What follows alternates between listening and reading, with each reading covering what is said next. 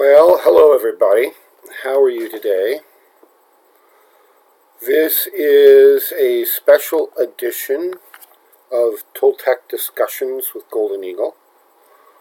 I am traveling on family business, and as of right now, the uplink speed where I'm staying is not fast enough to do live streaming. So I'm doing a recording, and then if I'm here longer than a few days, next week I will hopefully have made arrangements to have a faster uplink speed. I want to talk a little bit about what is required for you to be successful in your work. And by your work, I'm referring to your piece of the great work, your true will, that sort of thing. One of the things required is there is a certain level of discipline that you must develop. You will not be successful by random chance. You are looking to develop a series or a group of very serious, very strong habits. When you set about doing your work, whether it's your daily practice, whether it's specific chores, it is that rigor of the rocket scientist that I've talked about in the past that you need to develop. You have to have precision in what you do. You need to be very specific in how you apply yourself.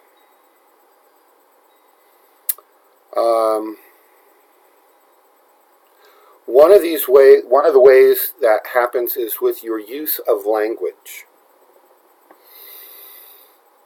You've heard me talk possibly about the concept of conscious languaging. And the words you choose for any subject are extremely crucial.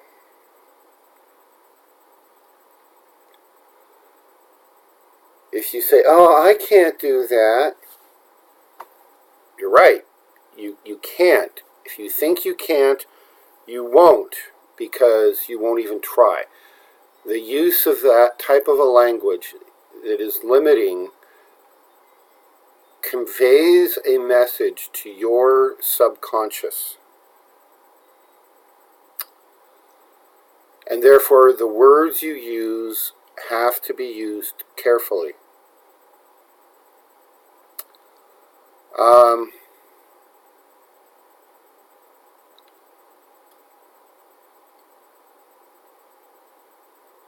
You have to not limit yourself, not hinder yourself.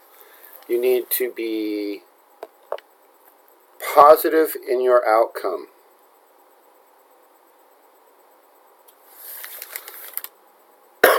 The language you use is one of the first steps in the process of creation. Everything we do in the world is a creation. And the language we use, that you use, must be carefully chosen.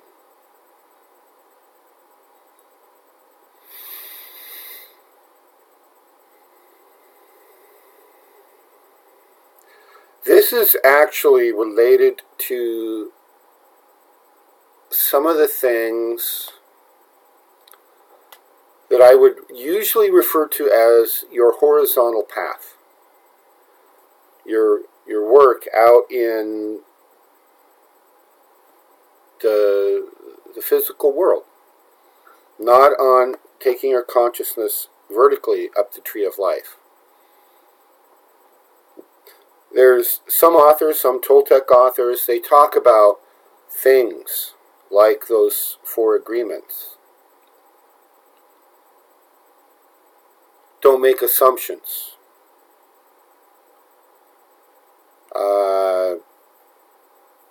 always do your best. I mean, seriously, these are things we teach school children.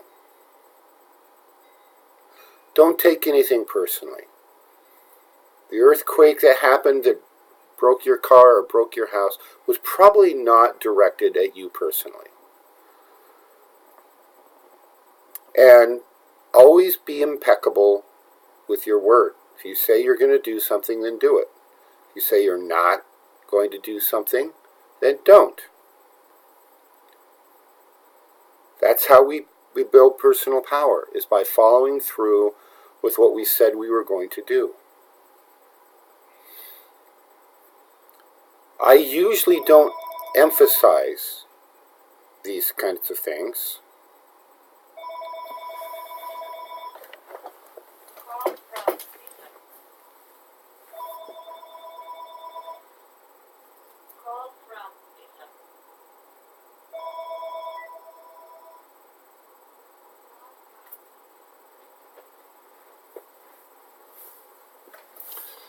Sorry about that. That thing hopefully won't make that much noise anymore.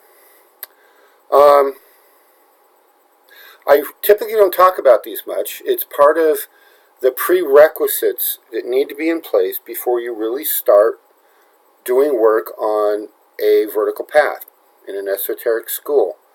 And hopefully these lessons will have been ingrained in you at some point before you ever even found the esoteric school.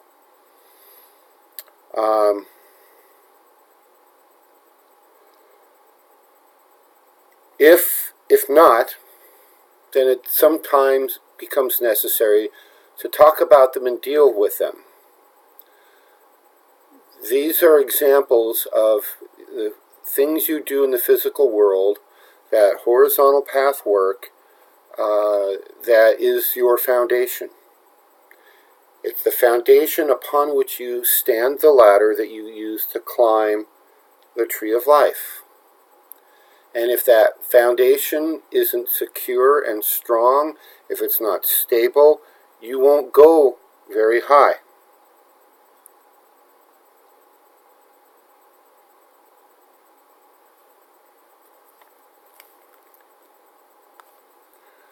So you have to start taking some of these things a little more seriously. So this process of your Malkuthian world, this physical world work, if you don't have this secure, stable foundation in place, you will make a really big splat when you fall from the higher planes and crush yourself when you fall down. When those things start to happen, you can injure yourself either physically or mentally, emotionally, or spiritually in such a way that you are not capable of doing the higher work in this lifetime. If that were to happen, the best you could hope for would be to be of service to others in the physical world. You will be on the horizontal plane the rest of this lifetime. If that is not your desire, and you truly desire to take your consciousness to the higher planes and to do the fullness of your true will, then you have to start taking some of these things seriously. More seriously than you probably have heretofore. As the teacher in this esoteric school, I usually would have no problem watching students flail around for as long as you really need to before you decide to get serious and ask for help. The problem becomes, what if your flailing and failing starts to affect others?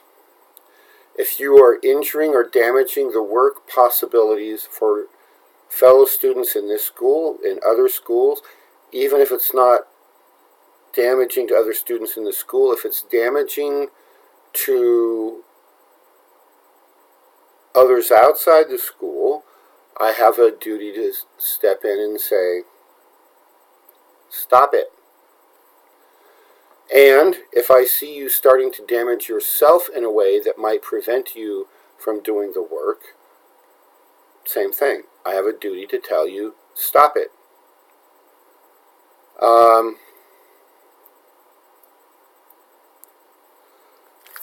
So some of what I'm discussing in this short video today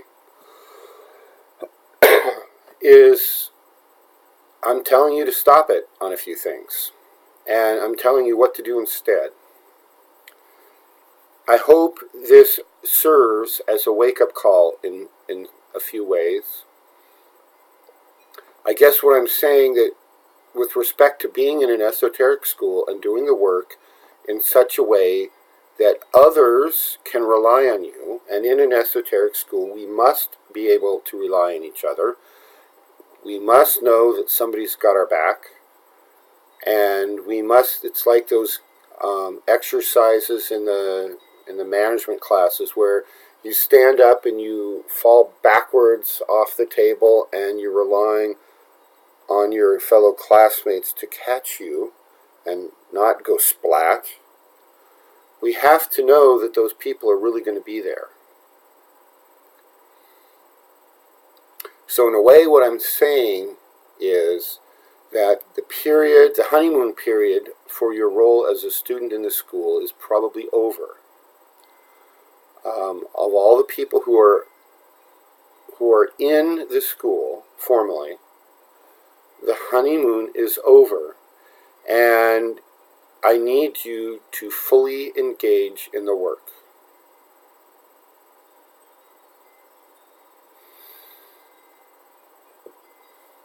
You must be fully engaged in a way that you are absolutely positively doing everything you can, doing your uttermost to be successful for yourself and for your fellow students and for the school. If by now you are not able to fully engage, and by fully engage I mean things like hold your attention on the intent you have and follow through, then it's time for you to ask and reconsider if this really is your path. This isn't a game. This is the real deal. This is important work. All that's at stake is the future of humanity. That's it. It is fully acceptable to be making slow progress. It is not acceptable to be making no progress or to not be engaging.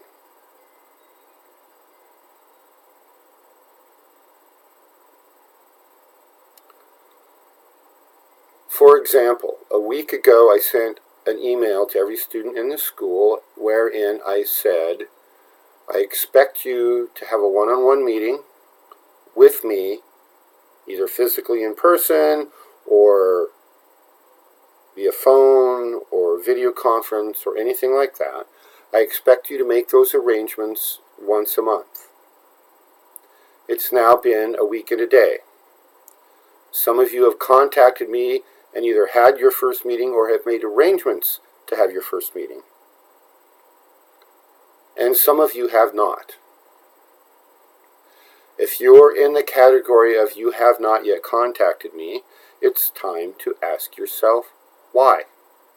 Why, when the teacher says, do this, it's important that you decide, no, I'm not going to do that.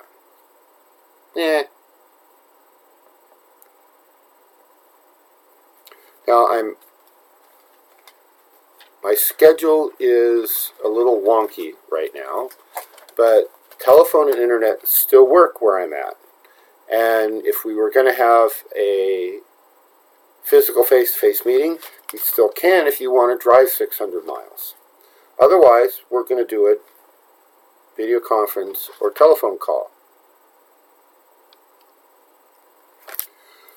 So I'm going to go down a few of the major pieces that I expect when I say fully engage. First, I expect you to have an intent for everything you do. You want to go to the bathroom. Have an intent. Why am I doing this? You want to eat a meal. Have an intent. I want to nourish my body so I can accomplish my true will. Whatever it is, I'm going to go to work so I can earn money to pay rent so I can have a roof over my head and not get snowed on. That's a good intent.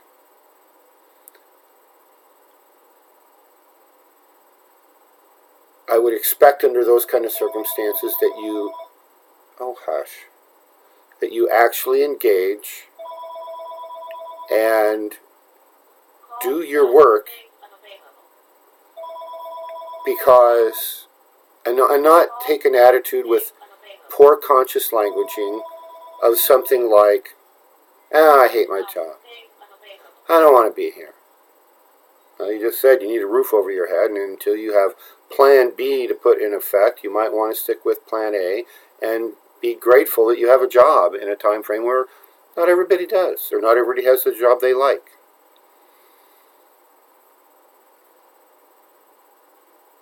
Second, I expect you to develop your attention to be able to focus on one thing at a time.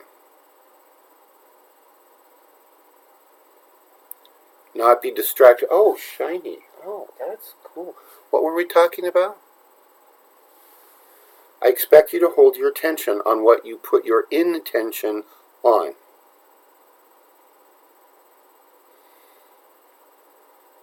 Third, I expect you, as part of your being fully engaged, to commit to a regular personal practice. Some of these things you can and should do daily. Others, maybe it's weekly, or maybe 2 or 3 times a week, or 2 or 3 times a month. But I expect you to put together a personal practice out of all the tools and skills you've been taught, some by me, some by others before you met me, and I expect you to commit to it. Put it in writing and say, it is my will to do a personal practice of this. Make your list. And then I expect you to do it. I expect you to stick to what you committed to.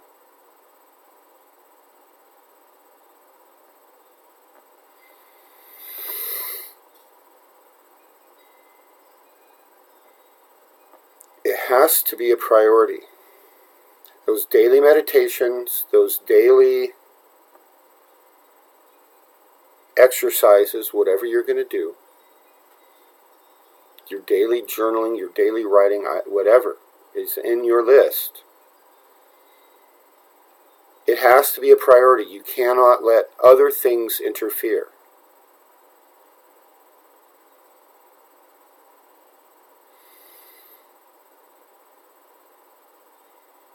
Now, if you would like some assistance in how to put together a personal practice of all the 10 or 20 or 30 different things that you might put in your daily spiritual practice, how do you pick the ones that are highest priority? That would be a great conversation to have in a one-on-one meeting. I would expect that as part of this, I need you to tell me what you're committing to. Oh, I'm committing to these 4 things every day, these 2 things once a week, whatever it is. I want you to tell me that. And then I want you to make it a priority. That's the important thing.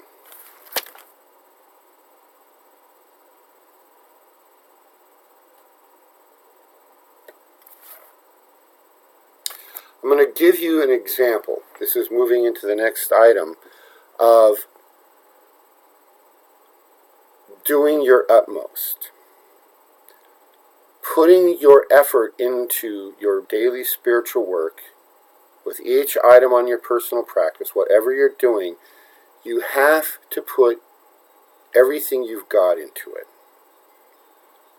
So consider the hypothetical situation where a friend or a loved one or a family member or your child is hanging from the edge of a cliff by their fingertips and they're screaming for help. And you're the only person around who has a chance to help them. Would you tell that individual, this loved one, oh, hey, it's time. I was going to come save you, but I think I'm going to go get some latte. You want me to get you something? And I'll just run down the mountain and get some drinks and bring it back up here. And then I can save you and we can have latte together. So that's what you do. You run to town, you get your drinks, you come back up there, and the person who was hanging there on the edge of the cliff isn't there. And you go, oh man, they blew me off. I went to town and got them this drink and they didn't even wait. And so you get in your car and you leave. And you don't go bother to look over the edge and see the splat at the bottom of the cliff that you could have prevented if instead of blowing off something that's important for something that's interesting, you could have run over and put every ounce of your physical effort and all your knowledge into grabbing them and saving them and pulling them back up off the cliff.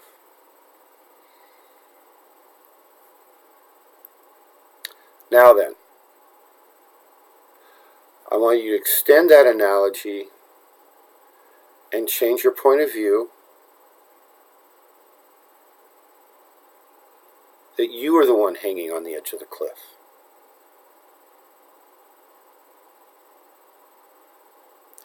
How much effort would you want the person coming to rescue you to be putting into that process? Would you be really thrilled with them if while you're hanging there, they took a half hour to drive to town to get a latte? Or would you want them to put every ounce of their being, every fiber of their existence into pulling you to safety?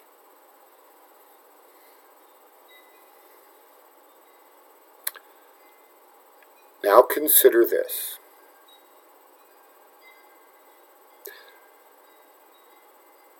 The situation of you dangling from the edge of the cliff is exactly the situation you are in. You are dangling from the edge of a cliff, and there's no one else around to save you. I can't save you. Your friends can't save you. Your family, the fellow students in the school can't save you. There's this one piece that no one can do except you. And if you're going to be saved, you have to do it. What I'm talking about, the process of saving yourself, is the process of finding and accomplishing your true will in life. The precipice you're hanging over, the cliff that you might fall down and go splat at the bottom, is what's happened to you spiritually, figuratively if not literally, if you don't pursue and find and accomplish your true will.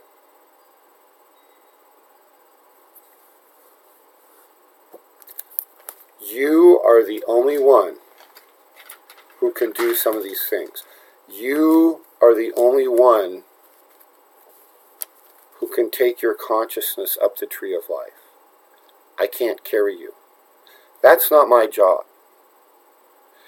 As the esoteric teacher in this Toltec esoteric school, it is my job to teach you the skills that you can use to save yourself, to accomplish your true will. Not only is it not my job, it is absolutely impossible for me to be the one to do that. Only you can. It's kind of like a law of the universe. Every bit as unyielding and final as any of the laws of physics. Gravity, for example.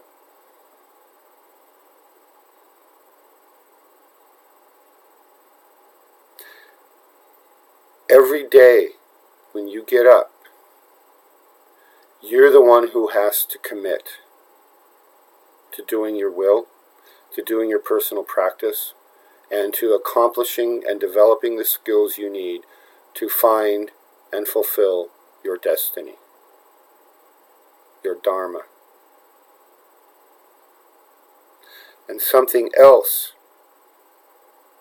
I can't do. It is impossible for me to make you want to do that. You're probably listening to this. Well, those of you who are formal students of the school are listening to this because you told me that that is exactly what you want to do. You want to find and fulfill your true will. You selected the Toltec path because you saw the value in all the work that we do in developing human consciousness, all the things that we offer that no other path does.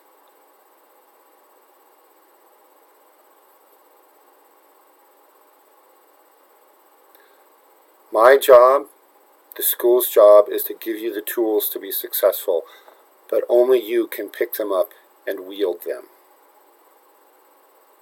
You must develop the desire, the drive, the discipline to accomplish that.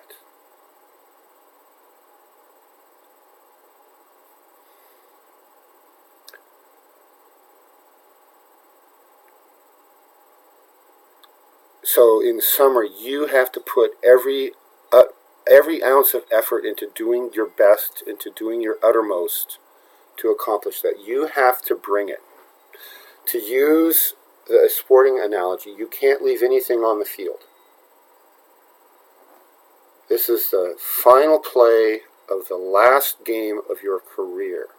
There is no more games, there's no more seasons, there's no next year. You do it now or it doesn't get done. Win or lose, right now there's one play left in the game. If you're a race car analogy, you've got the pedal to the metal, you're going as fast as you can, as hard as you can, you're not saving any gas for the next race, because there is no next race.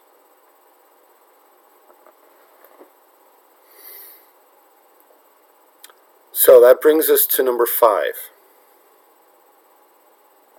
And that number 5 is self-honesty. You have to be absolutely brutal on yourself in terms of being honest about where you are and what you're doing. You have to be ruthless on assessing your self-honesty.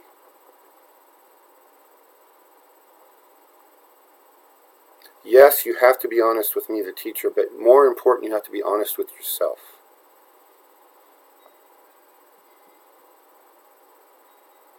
If you're having an ego reaction over whatever, you have to be honest at saying, yeah, that was an ego reaction. And I don't care what the subject is. If something I've done or said, or the school has done or said, has pushed a hot button in you, good. You should be so grateful that we have now found and narrowed in a place of opportunity for you to improve. Because until you figure out that hot button, your consciousness cannot go any higher. You clean up this hot button, and then you clean up this hot button, and then you clean up this hot button. And then it's like, oh wow, all of a sudden I'm another layer. Oh look, more hot buttons. Oh right, because I can't go any higher until I get these little hot buttons done. And then the next level, and the next level, and you keep going up. And once you've gotten a level cleaned up, you've gotten rid of the hot buttons, all the emotional ego reactions, you're starting to master a certain level with your essence, you're connecting, and then it's like, okay, now let's go to level 2 of the video game, or 3. I sometimes call it video game Earth.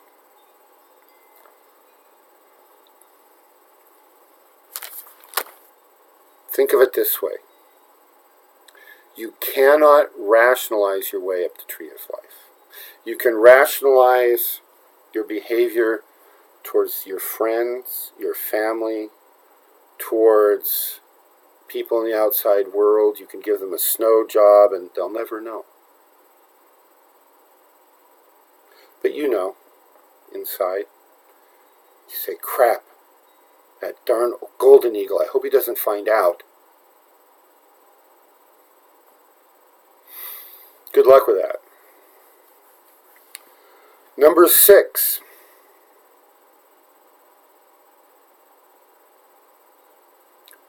As you start to refine yourself and clean up the hot buttons and you've put together your personal practice and you're doing your best to move in the direction of your true will, you're going to hit a point where you realize you need something. There's something missing. You needed some skills or a tool or knowledge or something. And you don't have it, and you don't know where to get it. And you're thinking, you say, what's next? That is material that will make for an excellent question, either during these live discussions or during a one-on-one meeting with me, during the group discussions, whatever. That's material. When you get successfully to the point where you realize you need something, that you need it for your work, and you don't have it, that is a good day. Because now you realize, all right, here's my next step. I have to go learn this. So ask me about those things. This next item, item 7, I've mentioned already, but I'm going to reiterate it again as a next item, which is develop the understanding of what is the difference between interesting and important. That all goes back to your intent.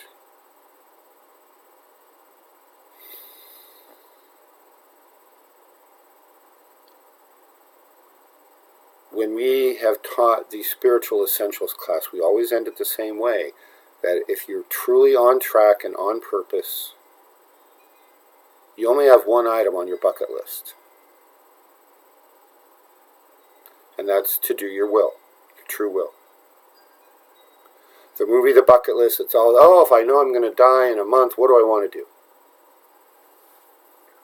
What do I want to do if I'm going to die in a month or a day or a year, or we don't know when, right? Do what's important. What's important is your true will. Oh, I saw this picture of a wonderful waterfall on the internet. I want to go see that. To what end? What is your intent for doing so? Now, if you trigger it and go, oh man, I'm supposed to go there, and I'm supposed to meet some people there, and we're going to do something that's part of saving humanity.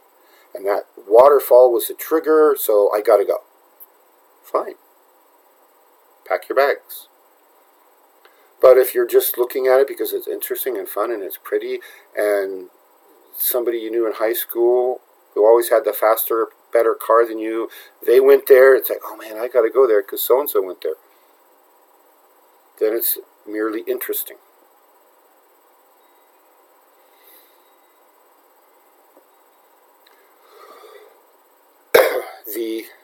overarching umbrella for all of this stuff I'm talking about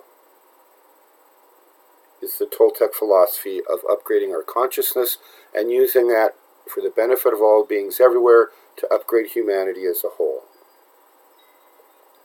The number one tool we have in that is the Akadua, which, if you are a holder of the Akadua, you have been told to use it for the benefit of all beings everywhere. And as I mentioned a week ago, that means use it for the benefit of all beings everywhere. Don't use it to harm anyone, with the caveat that self-defense is acceptable. But most importantly, use it. Turn on the Akadua when you develop your intent for the day. Turn on the Akadua to hold your attention on that. Turn on the Akadua when you're making your art, when you're making love, when you are making food, when you are making a cabinet. Turn it on when you are making your plans.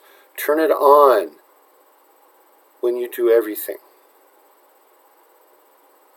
Turn it on as the means to find and accomplish your true will. That's what we're here for. You're not here for anything else. Interesting versus important. Do your will.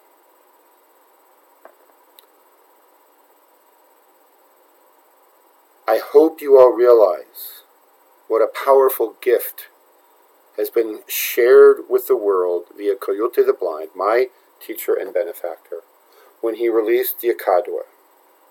This is part of an age-old plan at this time in history to enable humanity to recover from the effects of past human failure and to move humanity forward. If that process that I just described right here doesn't interest you or excite you enough to want to do your will, to want to do your personal practice, to want to bring it with your utmost effort, then I probably would have to tell you, no, you're not in the right path. This school isn't for you.